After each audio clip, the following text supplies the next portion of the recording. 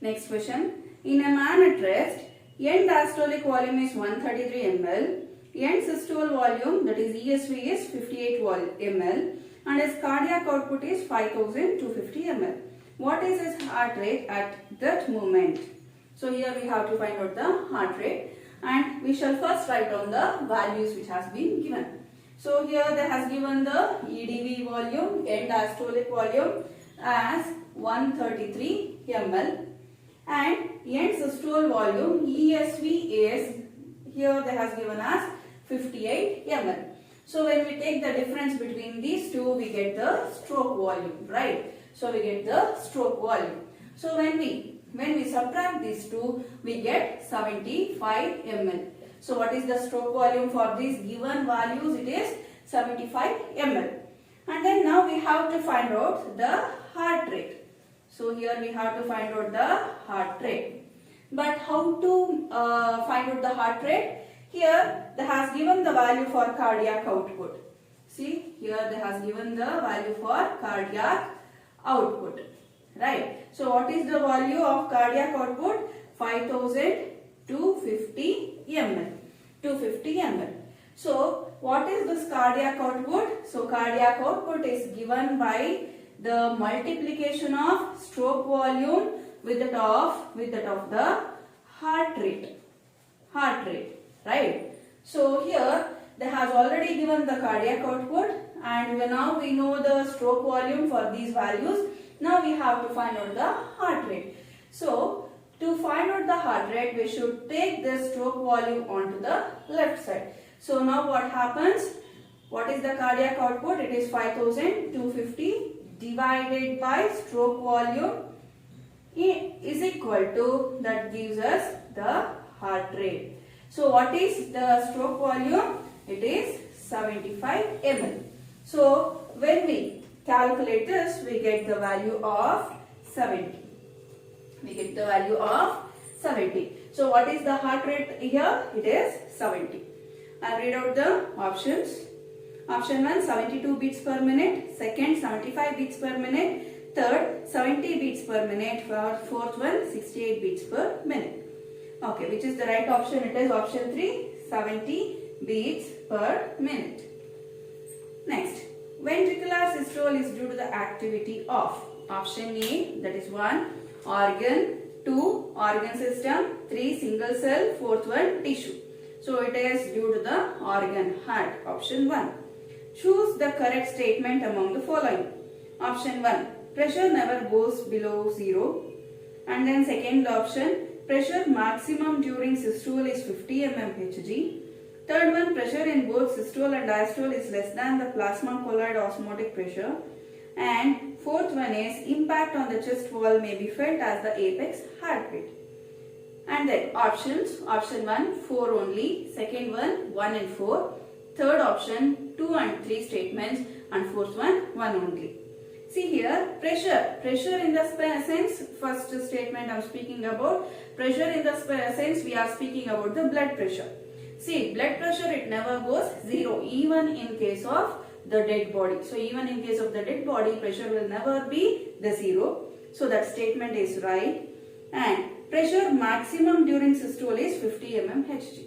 So what is the maximum pressure? Here it is 120 mmHg, because BP is given by systolic pressure by diastolic pressure. So systolic pressure is nothing but the maximum pressure exerted by the blood against the arteries. So it will be, usually in the normal persons, it will be 120 mmHg, not 50 mmHg.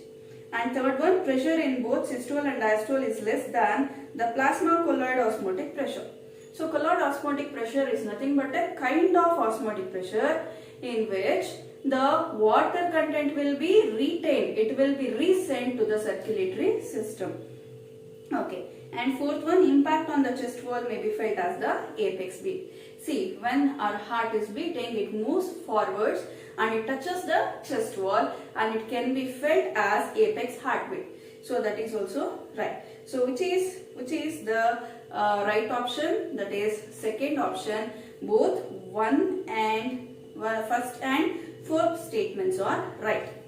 And then in the systolic pressure is 120 mmHg and diastolic pressure is 80 mmHg, the pulse pressure is.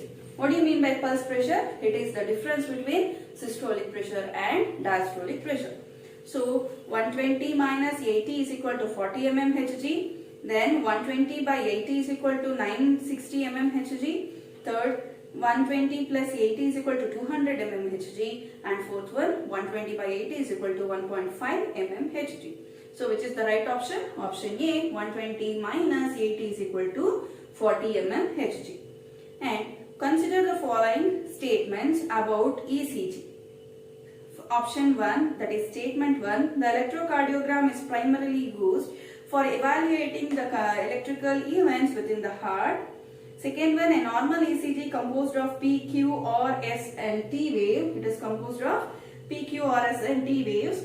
Third one, the P wave indicates the repolarization of atria. No, it indicates depolarization of atria. And fourth one, Q wave, it indicates the atricular repolarization. No, it indicates the start of ventricular systole. Okay. So which are the statements here? Option 1, 2 and 4.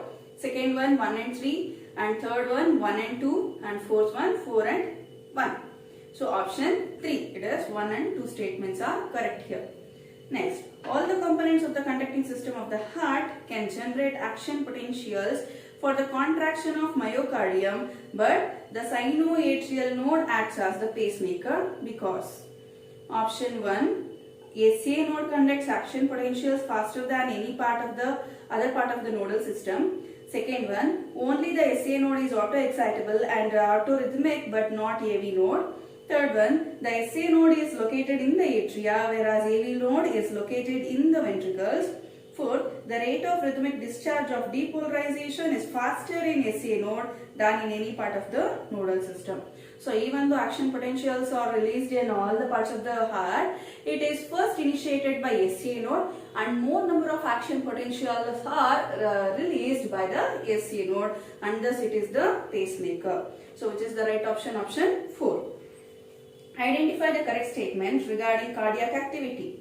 Option 1, normal activities of the human heart is regulated intrinsically and hence it is neurogenic. See, normal activities of heart, if it is regulated intrinsically, that is within the heart, that too by muscles, so within the heart, so that is called as a myogenic heart.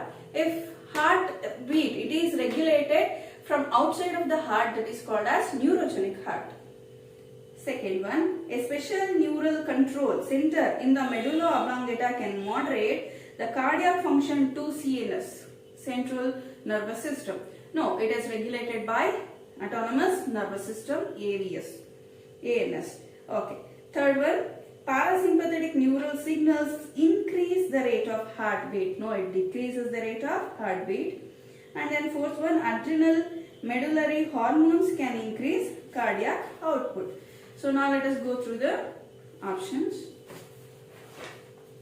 First option, so here we have to identify the correct statement. 4 only, second one 4 and 1, third say 2 only, fourth one 2 and 3. So which is the correct here? It is 4. Fourth statement only, adrenal medullary hormones, it can increase cardiac output. Okay. Which of the following cardiac events occurs between Q wave and T wave on ECG? First statement, opening of bicuspid and tricuspid valves. Second, closing of bicuspid and tricuspid valves. Third, opening of semilunar valves. Fourth one, closure of semilunar valves. Fifth one, lub sound. Sixth one, dub sound. Options 1, 3, first option 1, 3 and 5. Second one 2, 3 and 5. Third one 1, 4 and 6. Fourth one 2, 4 and 6. So what happens? What events occurs between the Q wave and the T wave? So here the Q wave and T wave, what and all the events occurs. See, this QR is complex, it indicates the ventricular contraction. So here during the ventricular contraction, what happens? When the ventricle starts contracting, the bicuspid valve and tricuspid valve, so they closes suddenly. So when they closes suddenly, it results in the formation of the first heart sound called as lub. And then after that what happens? So here it results in the movement of blood from the left ventricle into the aorta. So once the blood from ventricles enters into the aorta this side, and deoxygenated blood from left ventricle into the pulmonary artery, if it enters, it results in the sudden closure of semilunar valves to avoid the backflow of the blood. So immediately what happens? These semilunar valves, they closes, which results in the formation of second sound called as dub. Okay. So now let us look at the options. First, so what and all happens here? Opening of bicuspid and tricuspid valves.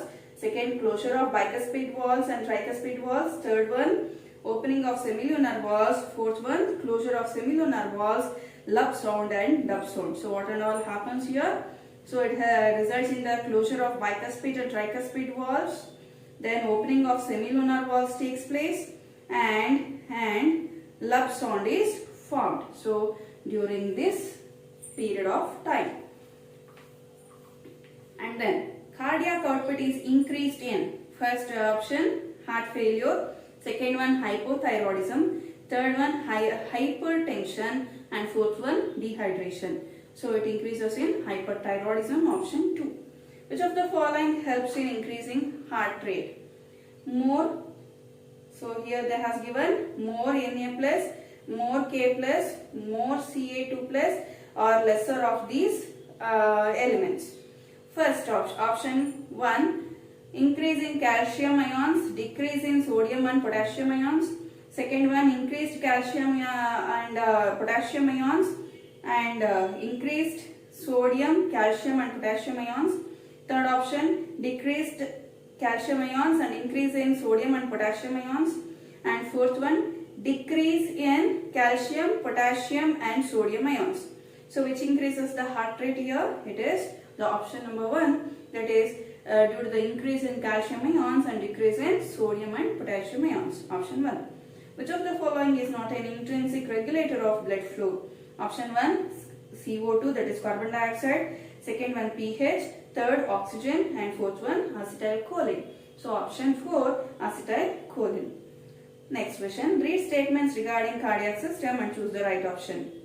First statement, human heart is an ectodermal derivative. And then second statement, mitral valves guards the left upper corner of the right atrium. Third one, SCIN is located on the upper corner of left atrium. And fourth one is the cardiac output is equal to heart rate into stroke volume. So which of these are correct? See, human heart is an ectodermal derivative they has given, but they are derived from the embryonic mesodermal germ layer cells. Say, and mitral valve guards the left upper corner of the right atrium they has given, it is wrong. And SCIN is located where? It is located on the upper corner of left atrium they has given. So it is present on the left corner of right atrium. Cardiac output, that is correct. So option 3, fourth one. What is brachycardia? Option 1, a decrease in heart rate with abnormal symptoms. A decrease in heart rate for no observable reason. And third one, an increase in heart rate for no observable reason. Fourth, none of this. So it is nothing but the decrease in heart rate for no observable reason. Option 2. Next, a normal healthy person is about to go for a run. What is his pulse rate at rest?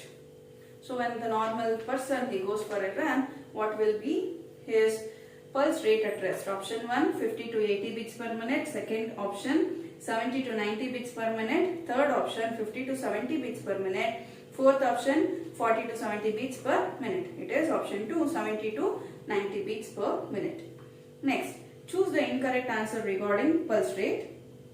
Statement 1, the normal pulse for healthy adults ranges from 60 to 100 beats per minute.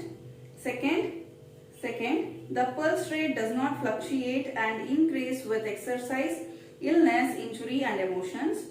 Third statement, female aged 12 and older in general tend to have faster heart rates than males. Usually females will be having more heart rates when compared to the males. And then athletes such as runners who do a lot of cardiovascular conditioning may have heart rates near 40 beats per minute and experience no problems.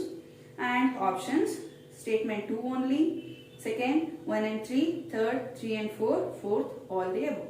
So option 1, 2 only. Next, choose the incorrect statement among the following.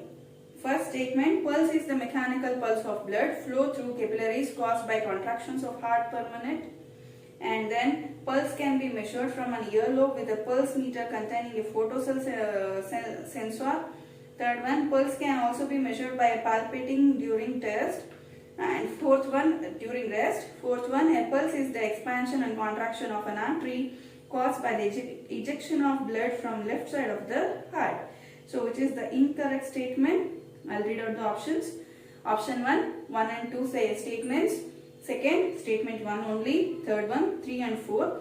Fourth one, 3 only. So option 4 it is. Third statement is incorrect. Next, the hepatic portal vein is formed by the union of option 1, hepatic veins. Second, internal and external iliac veins. Third one, subclavian and internal jugular veins. Fourth one, gastric, superior, mesenteric and splentic veins. So hepatic portal vein is formed by the union of gastric, superior, mesenteric and splenic veins. That is option 4.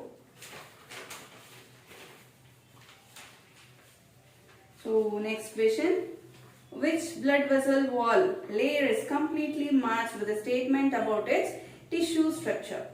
First one, tunica interna, which is also called as intima. So these are the wall layers of blood vessels. So there are 3 wall layers like tunica interna, tunica media and tunica externa. Tunica externa is outermost, tunica media is middle one, tunica interna is the inner wall of the blood vessel. Okay, so first one, tunica interna, which is also called as intima, consists of a thin layer of connective tissues only, but they also contains the elastic fibers, okay, which are bound together. And then second option, tunica externa adventitia consists of smooth muscle tissue. It consists of connective tissues. And third one, tunica media, it consists of smooth muscle and elastic connective tissue. The amounts and proportions of each depend on the vessel type, of course. And tunica media, it consists of simple squamous epithelium. So which is the right option? Option 3. Which layer of the blood vessel wall anchors it to the surrounding structures? Option 1, tunica interna, also called as intima. Second, tunica externa, also called as adventitia. Third one, internal elastic lamina. And fourth one, tunica media. So it is the outermost blood vessel wall layer, that is tunica externa. Option 2. The next, a vein that collects blood from one network of capillaries and transports it directly to a second capillary network in another region of the body without returning to the heart is called. Option 1, pulmonary vein. Second, coronary vein. Third, carotid vein. And fourth one, portal vein. It is nothing but portal vein. Option 4. Select correct combination of statements for lymph. Statement 1, it is contained in lymphatic vessels and lymphatic organs in mammals. Of course, it is present in them. Second statement, it is derived from the tissue fluid. Of course. Third one, it contains less antibodies than plasma. Fourth one, it flows in one direction. So make it one direction. Next, fifth, it helps to conserve proteins and remove bacteria. And sixth statement, it helps to maintain fluid balance of the body. I'll read out the options. Option 1, 2, 3, 4 and 5 statements are right. Second, 1, 2, 3 and 5.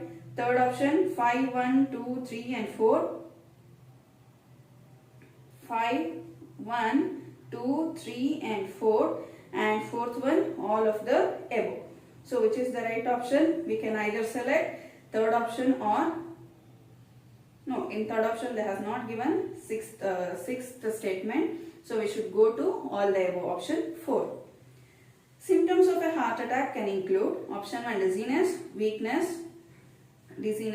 weakness and arm pain, pressure in chest, Second one, heart palpitations, shortness of breath, pressure in chest. Third, no symptoms at all. And fourth, both 1 and 2. So symptoms of heart attack, it includes dizziness, weakness, arm pain, pressure in the chest, and also the shortness of breath. There will be a pressure inside the chest, and also heart palpitates. Option 4, both 1 and 2.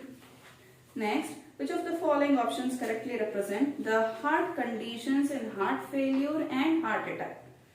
See, respectively, heart attack is nothing but the localized death of cardiac muscles due to the insufficient blood flow, whereas heart failure is the failure of heart to pump the adequate amount of blood to the required tissues by the required tissues. So that is the difference between heart failure and heart attack.